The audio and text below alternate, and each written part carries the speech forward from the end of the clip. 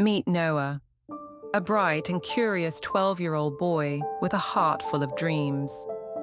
But for Noah, the world often feels too loud, too bright, and too overwhelming.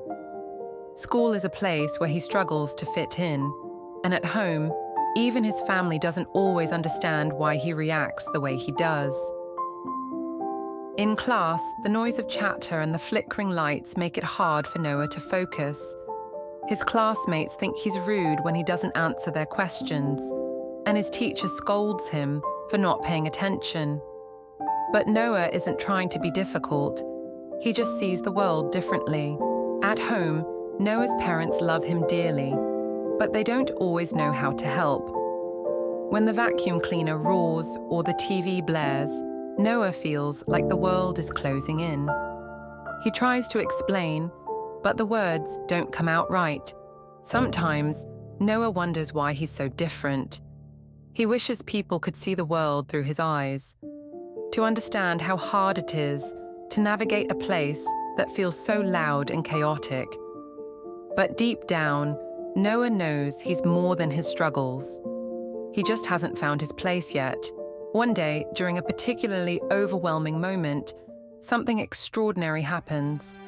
Noah starts hearing voices, not from the kids around him, but from their minds. At first, it's terrifying. The thoughts are loud, chaotic, and impossible to ignore.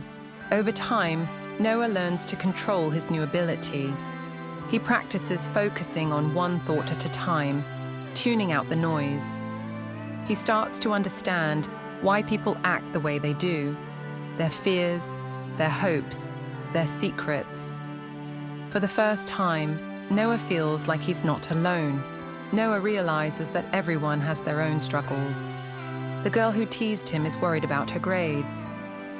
The teacher who scolded him is stressed about her sick mother. For the first time, Noah feels a connection to the people around him. One day, Noah overhears a terrible thought. A teacher is planning to steal the school's charity fund.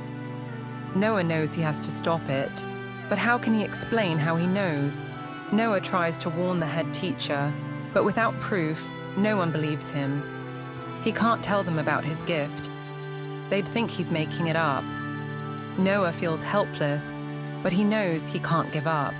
Noah knew he had to act fast. Using his gift, he'd overheard the teacher's plan.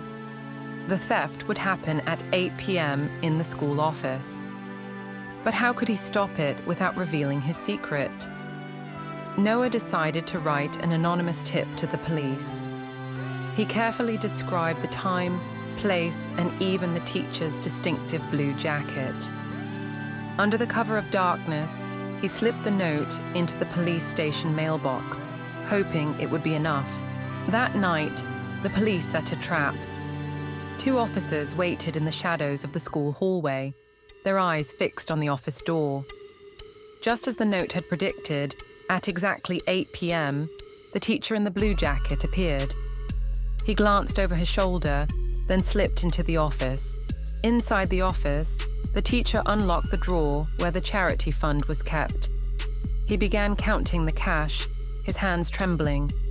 But just as he stuffed the money into his bag, he heard a noise outside the door. His heart raced. Had someone seen him? The teacher opened the door, hoping it was just his imagination. But standing there were the two police officers, their badges glinting in the dim light. "We need to have a word with you," one of them said. The teacher's face turned pale as he realized he had been caught. The officers found the stolen cash in the teacher's bag. As they led him out of the school in handcuffs, the security lights flickered on, casting long shadows across the empty playground.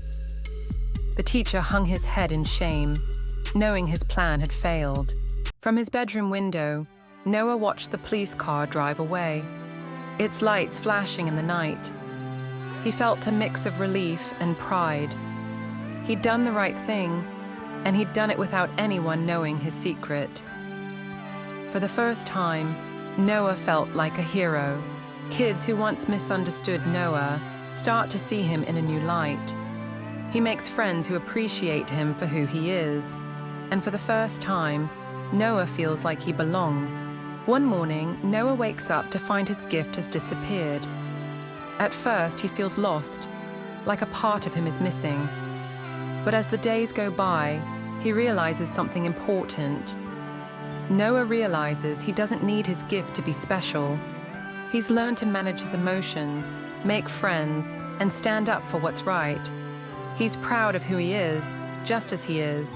Noah's journey has taught him that everyone has their own struggles, and everyone has their own gifts. Noah's journey had been anything but easy.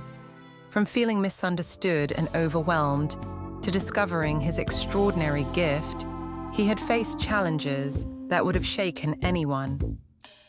But through it all, Noah had learned something invaluable. Being different wasn't a weakness, it was a strength. And now, as he stood on the other side of his struggles, he realized that the greatest gift of all was simply being himself. As Noah walked home with his friends, he felt a sense of peace he'd never known before. The world was still loud, still bright, but it didn't feel so overwhelming anymore. He had friends who understood him, a family who supported him, and a newfound confidence in who he was. Noah's story reminds us that being different isn't something to fear, it's something to celebrate. Everyone has their own struggles, their own strengths, and their own gifts. And sometimes, the greatest gift of all is simply being yourself.